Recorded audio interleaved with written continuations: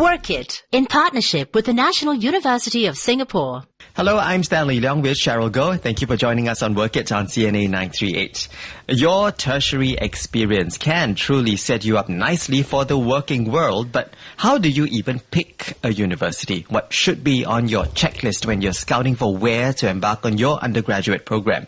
Well, there are lots to consider, and our guest on Work It will break them down for us. And how can learning take place outside of a classroom, and how is technology also enabling the learning experience at one local university?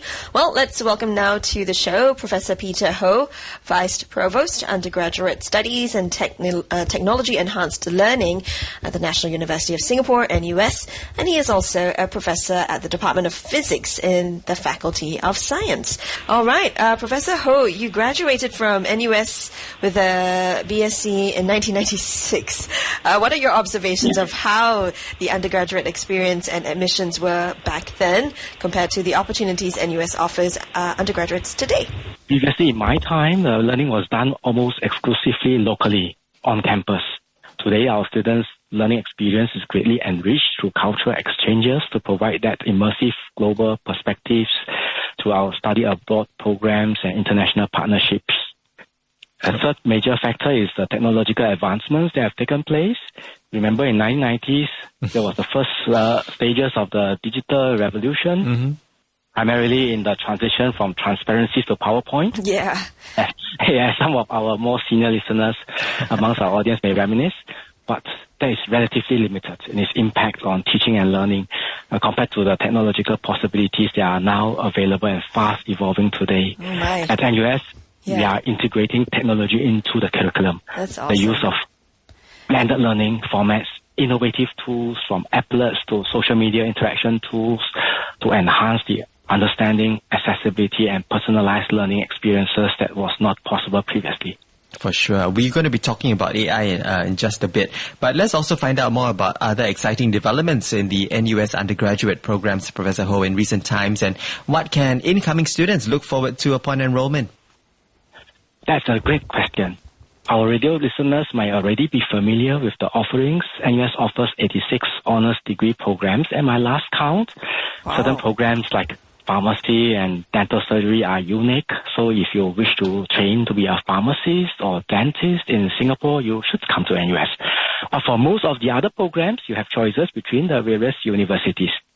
Therefore, Sherry and Stanley, may I instead talk about the changes that cut across the programs that are happening in NUS now? Definitely, that we please. believe, Yeah. yes, absolutely, that we believe will further enhance the learning experience of all our students.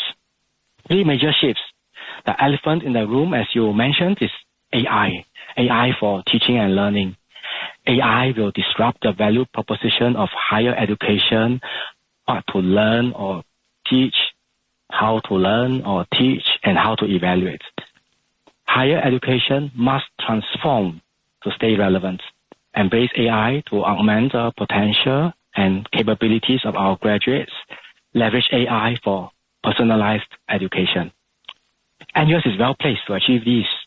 We released our policy on the use of AI in teaching and learning 1 year ago when generative AI first burst onto the scene. This policy lays down the principles and calls on both NUS staff and students to embrace the use of generative AI in teaching and learning. So, students will be taught how to leverage AI tools like ChatGPT or Bard to produce even better work than what they could do otherwise, while developing a healthy skepticism, a critical mind to discriminate between fake news that might come from such tools, okay, or what we call hallucinations. What is important to students, Cheryl and Stanley, is that the policy makes it clear that students will not be penalized for using such tools, provided that they have appropriately declared them. Through this, we hope to develop in our students more important, higher cognitive skills in the areas of ethics, sense-making, judgment, and decision-making that will allow them to master technology and be augmented by that technology. Right, and you would know that very well, especially given that you're vice provost of not just undergraduate studies but also technology enhanced learning. Yeah. Absolutely. That combination of portfolio is heavy, but we do everything that is possible for students. If I could continue, if I could say that students can expect, therefore, NUS programs to focus on, as a consequence of this shift, 3 enhancements. Enhancing disciplinary training to emphasize the enduring fundamentals, enhancing high cognitive skills training that will enable them to master the application of AI, and enhancing interdisciplinary and soft skills, the human connection and contextualization that might still be out of reach of the AI. So these are the things that we are doing. You asked about changes. Okay, the other major change or major shift in NUS is the adoption of a new academic framework in the College of Humanities and the Sciences and in the College of Design and Engineering that promotes interdisciplinary education. Okay, and Prof, we also want to know, because, like you said, the nature of work has changed, not just the nature of education, but work also. So what are some of the key considerations that students should look out for when they pick a university? Because ultimately what they study will somehow impact their career too. Absolutely. This is a fantastic question. Choosing a university can be overwhelming, especially when there are so many options available globally and also so many good options locally. So while I cannot speak for every institution, I can share some key considerations all students ponder and how our university approaches them. First, there's no one-size-fits-all. The best university depends on your unique goals, aspirations, and learning style. Is it a specific program that you wish? Do you thrive in large campuses or smaller close-knit communities, or do you prioritize research opportunities, overseas opportunities, and internship placements? So for NUS, for the academically driven, we have renowned faculty at the forefront of their fields, offering cutting-edge programs and research opportunities that are amongst the best in the world. But we also understand that well-rounded education extends beyond textbooks, as you would agree. So for those seeking community, we have a vibrant campus buzzing with clubs, activities, and events. You'll find supportive peers, dedicated mentors, and a welcoming environment. For the career-oriented, our strong industry partnerships translate to internship placements and career fairs and mentorship programs. Okay, and our NUS Overseas College provides that overseas entrepreneurial experience that goes simply beyond equipping our students with knowledge, where we help them translate to real-world success. So I'll encourage our prospective students to explore, ask questions, and find the university that resonates with you. Yeah, I think uni life is like one of the most fun periods of your life, because you're young, you're learning, you don't have that many responsibilities. So I think it's really important that you pick the right school to suit your lifestyle and your character. Yeah, for sure. And Professor Ho, a lot of students also do talk about the international rankings of this institution, of that institution, whenever they are looking at applying with them. What are your thoughts on this? Is that really all that important? It is true that international rankings are often a factor for students to consider when choosing a university. While we are proud to be consistently ranked among the top 20 or so globally, I would like to offer a balanced perspective on their significance. Rankings can be helpful starting points to comparing universities based on factors like research output, faculty qualifications, and student satisfaction. But it is important to remember that these are only limited snapshots.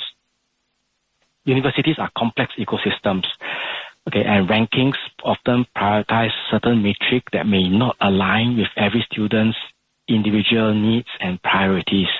What really matters is finding a university that resonates with you. The best university is the one that helps you become your best self, that fosters your academic growth while supporting your personal development and your unique aspirations. If I may, I would like to think about it as choosing a pair of shoes. Right, Cheryl and Stanley. Yeah. You wouldn't pick the best ranked shoe on the shelf if it doesn't It doesn't suit your fit you, feet. yeah? Yeah, absolutely. So the same applies to university. So while our ranking is certainly an honor, we encourage students to look at the deeper aspects that our universities can provide. Okay, explore our curriculum, research opportunities, student life, and unique offerings, and see if they fit with what you desire. Definitely. I really look back on my uni days with such fond memories. Prof, we do know that pursuing higher education can still be quite challenging for some, but we know that NUS also isn't going to let that deter promising students from getting a good university degree. So what sort of financial aid is available that NUS can extend to some of these students who may be facing some financial difficulties? Absolutely. At NUS, we firmly believe that financial limitations should never stand in the way of a talented student's aspirations. Without going into too much detail, I can assure you that we offer a comprehensive range of financial aid options, including government-funded schemes. We partner with the Singapore government to offer financial aid options as tuition fee grants and loans that broaden accessibility to our university. We also have needs-based bursaries and scholarships specifically designed to support students from lower income families. For example, for Singaporean students with household per capita income of less than $750, NUS provides an additional aid of $4,000 for living expenses and the opportunity enhancement grants of $10,000 over 4 years to top up existing schemes to make sure that no one is left behind, no one is excluded because of affordability issues.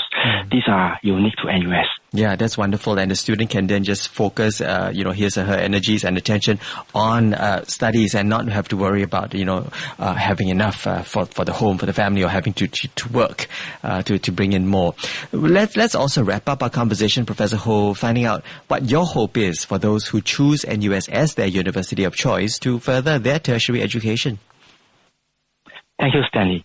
For those who choose NUS, my hope is that their experience with us will not only teach them, our students, knowledge and skills, but also help them mature into effective persons, igniting the curiosity and passion for lifelong learning with moral courage, ready to challenge assumptions, integrate perspectives, and navigate in an increasingly complex and ever-evolving world. That's my hope. Wonderful. Now, for our listeners, if you'd like to read up more about NUS Open House that begins online from the 2nd to the 7th of March and on campus on the 9th of March, visit their website, nus.edu.sg/openhouse. We have been in conversation with Professor Peter Ho, Vice Provost of Undergraduate Studies and Technology Enhanced Learning at the National University of Singapore, or NUS. Professor Ho is also a professor at the Department of Physics and the Faculty of Science. Professor Ho, thank you for joining us today on CNA 938. Good to have you. Thank you. Thanks, Prof. Bye. Work It, in partnership with the National University of Singapore.